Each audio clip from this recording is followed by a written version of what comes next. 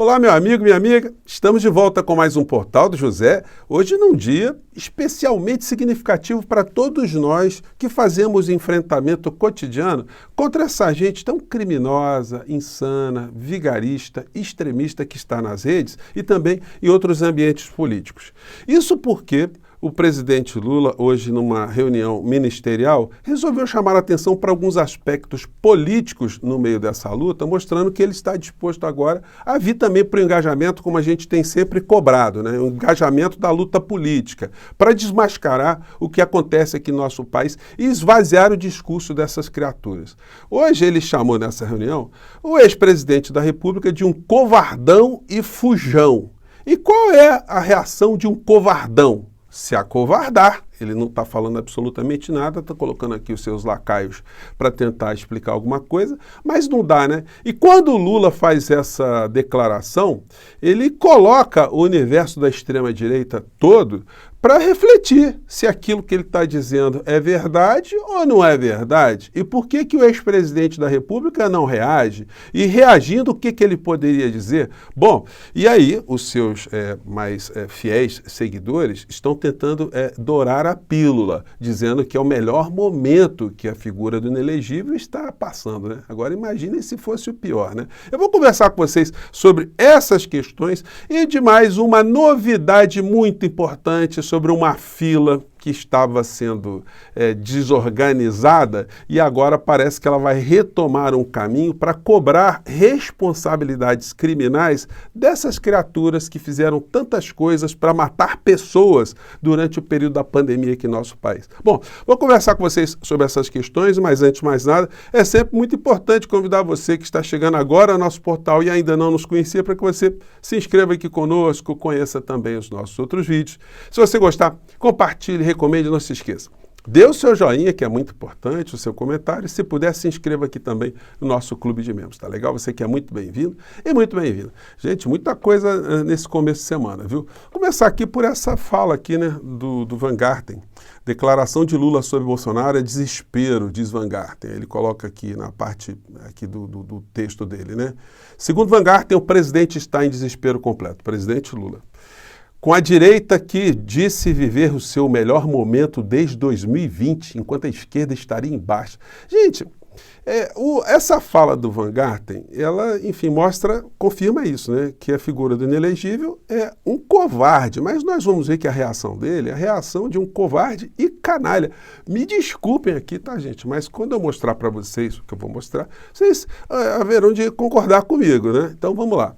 Ele disse isso. Agora vocês imaginem o seguinte, quando eu vi essa declaração do Van Garten, a ideia que me veio à cabeça foi de uma pessoa que defende um condenado que está no corredor da morte, e aí um familiar, alguém diga, olha, diz, né, olha, vai morrer porque praticou o mal e aqui na nossa legislação é assim que as coisas funcionam, então não tem escapatória não. E o advogado, o próprio condenado, dissesse assim, você está falando isso porque você está em desespero, porque eu estou no meu melhor momento.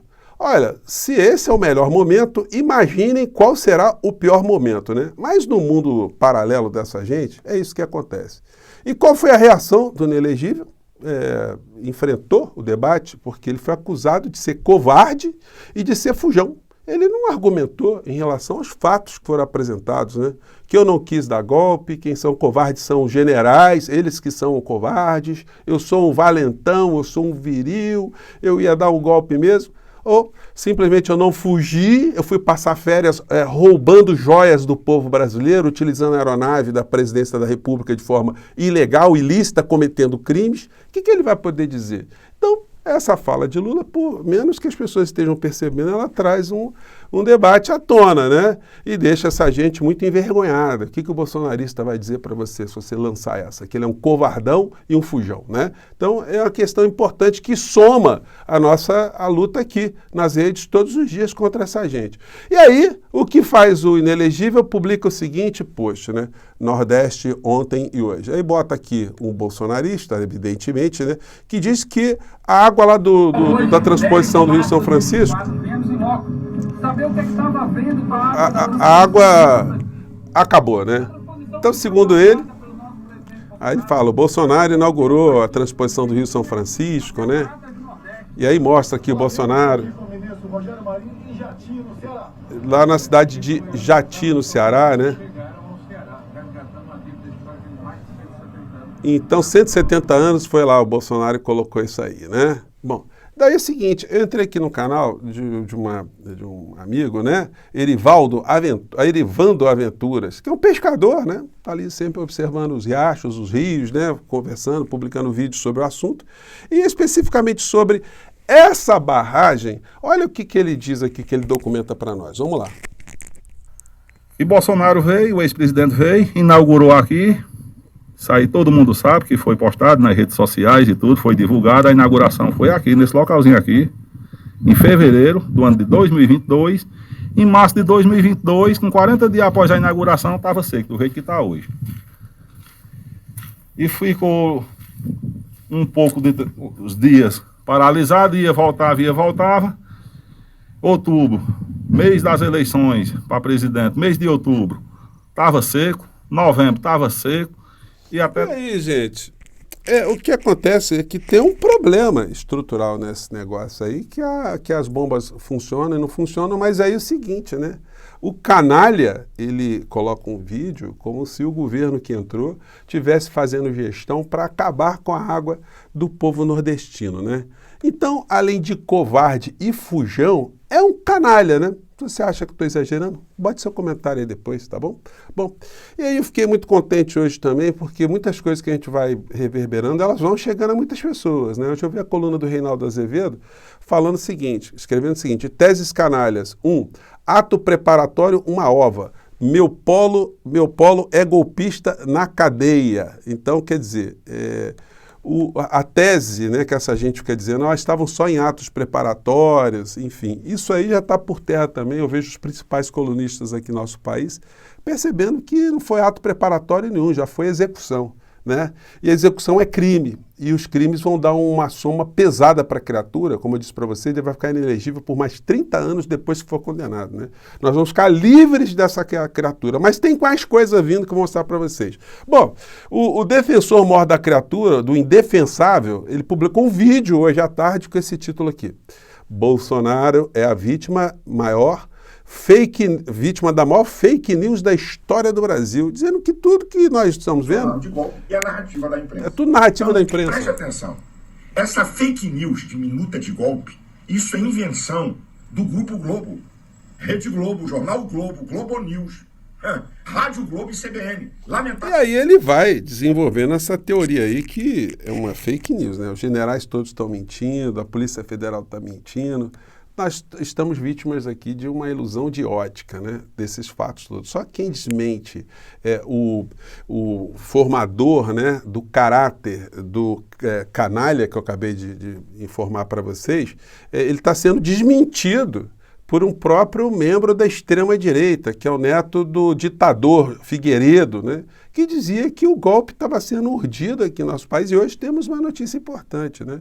O comandante do Exército, o general Tomás, está fazendo um levantamento em relação aos oficiais da ativa que teriam assinado uma nota pedindo a intervenção do Exército. Então, dentro das suas armadas, a gente pode ter surpresa aí também. Essa fila pode andar também dentro das forças militares, né? Com afastamento de muito aprendiz de golpista canalha também, né? A criatura, o mentor intelectual do Bolsonaro mais cedo, ele também disse, né? Está rodando em vários vídeos também, que a intenção das manifestações era constranger o Supremo Tribunal Federal, só que é o seguinte, não adianta nada essa narrativa, porque o que vale mesmo será a sentença condenatória que vai mandar o seu pupilo para Papuda, outra penitenciária congênere, né? Bom, tá aqui a notícia que eu falei para vocês, trama golpista pode levar Bolsonaro a 23 anos de prisão e mais 30 de inelegível, mas aí tem uma situação muito interessante que eu queria sublinhar aqui para compartilhar com vocês. É que amanhã os senadores que comandaram a CPI na época da pandemia vão se encontrar com o Procurador-Geral da República, o senhor Paulo Gonet. Semana que eu estive em Brasília, eu estava justamente levantando essas informações e elas se confirmam, aquilo que eu digo para vocês. Filas iriam andar assim que o senhor Augusto Aras saísse da direção da Procuradoria-Geral da República. Então, Agora, inclusive, eu me encontrei com a senadora Lisiane Gama e ela já tinha ventilado esse tipo de história aí, né? Que os senadores iriam cobrar isso que eu vou mostrar aqui para vocês. Vamos lá. Caminhar. Não só em relação ao ex-presidente, mas em relação a todos. A todos, porque são 80 pessoas indiciadas. Vamos lá. Prevaricação. Bolsonaro prevaricou ou não prevaricou na pandemia? Prevaricou. Charlatanismo.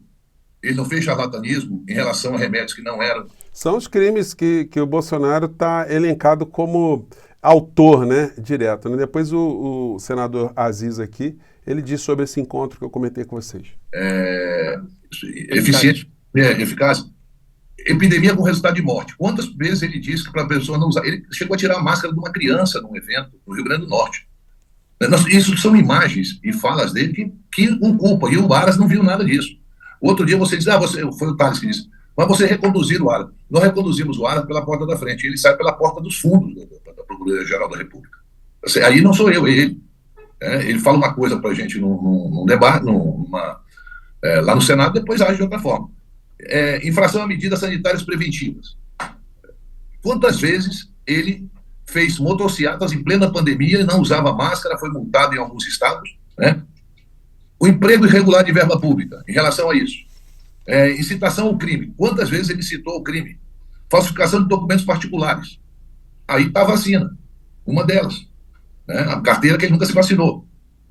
Violação de direito social, incompatibilidade com a dignidade, honra e decoro do cargo, crimes contra a humanidade, e não sou eu que estou dizendo isso aí. O Tribunal Penal de Roma já disse que ele cometeu um crime contra a humanidade. Isso aí é a lista de imputações que a CPI atribuiu ao Bolsonaro, né? Agora, o senhor tem a perspectiva, portanto, de que essa represa seja completamente aberta, que isso tudo, que o procurador ou não o procurador dê vazão a todos esses processos, é isso? Sou favorável. Ele estava falando que a reunião amanhã com Gonê. Nessa reunião vai ser apresentado isso. Retoma só esse ponto a partir dessa pergunta do Josias, senador, só para a gente ter uma ideia. Amanhã na reunião vai ser colocada toda essa lista aí que o senhor está falando. Sobre o Bolsonaro, fora sobre as outras pessoas. Que pois e os militares? Também estão. Braga Neto e General Heleno, o que eles podem sofrer? Deixa ele primeiro falar sobre o Bolsonaro, Thales, dessa parte que é importante, depois a gente vai para os militares. Acho importante. O que amanhã será tratado com o Paulo Gonê a respeito dos crimes cometidos com o Bolsonaro, senador? Todos esses crimes, nós temos provas e encaminhamos à Procuradoria do que ele cometeu. O que nós pedimos à Procuradoria foi que se aprofundasse mais nas investigações para que pudesse ser penalizada a pessoa que... Então, gente, tá aí, né? A gente tem uma parcela, né, de participação nisso, porque a gente não descansa nem um segundo em relação a essas cobranças todas, né? E é assim que as coisas funcionam na democracia. Muitas pessoas estão muito ansiosas, né?